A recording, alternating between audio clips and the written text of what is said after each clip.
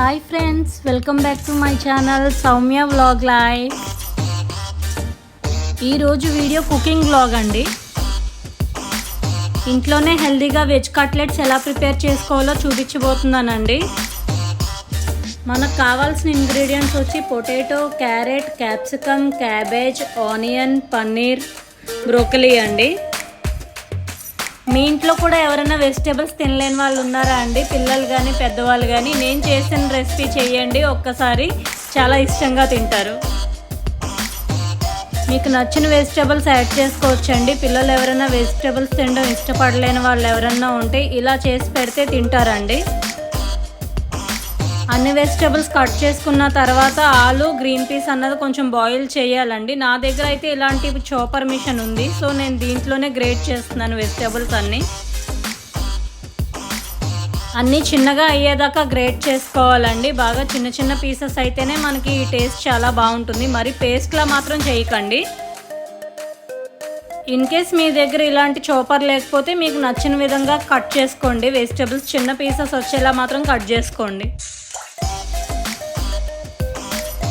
అన్ని vegetables 1 by 1 cut చేసుకున్న తర్వాత ఒక బౌల్లో వేసుకోవాలండి.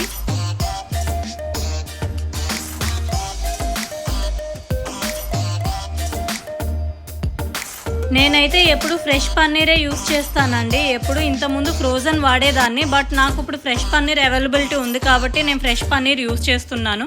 పన్నీర్ కూడా బాగా చిన్న చిన్న పీసెస్ లాగా కట్ చేసుకోవాలండి. బాయిల్ చేసి పెట్టుకున్న ఆలు అండ్ గ్రీన్ పీస్ కూడా అందులో యాడ్ చేసుకోవాలండి. వెజిటేబుల్స్ అన్నీ తీసుకున్న తర్వాత అందులో కొంచెం salt, red chilli flakes, pepper, organo add చేయాలండి. ఈ రెసిపీకి నేను ఎలాంటి మసాలా ఐటమ్స్ వాడట్లేదండి, ఎందుకంటే పిల్లలకు కూడా పెడుతున్నాం కాబట్టి. నేను only green chilli and red chilli flakes మాత్రమే యూజ్ చేశాను స్పైస్ కోసం.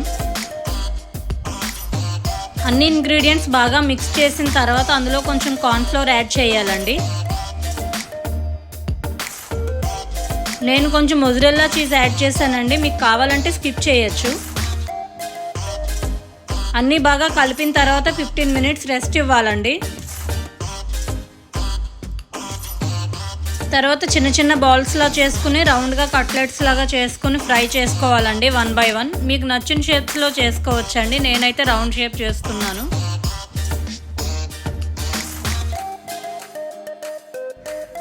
నేనైతే డీప్ ఆయిల్లో ఫ్రై చేయట్లేదండి, షాలో ఫ్రై మాత్రమే చేస్తున్నాను. డీప్ ఆయిల్ చేస్తే టేస్ట్ చాలా బాగుంటుంది, కానీ హెల్దీ కాదు కాబట్టి నేను ఇలా ప్రిపేర్ చేస్తున్నాను.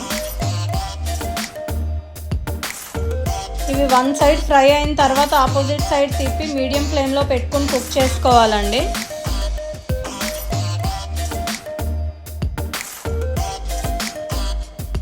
అంతేనండి, మన కట్లెట్స్ రెడీ అయిపోయాయి. మీరు మైనీస్తో కానీ టమాటో సాస్తో కానీ సర్వ్ చేసుకుని తినడమే. మీరు ఈ రెసిపీ ట్రై చేసి మీకు ఎలా వచ్చిందో నాకు కమెంట్ చేయండి. Thanks for watching the video. Like, share and subscribe.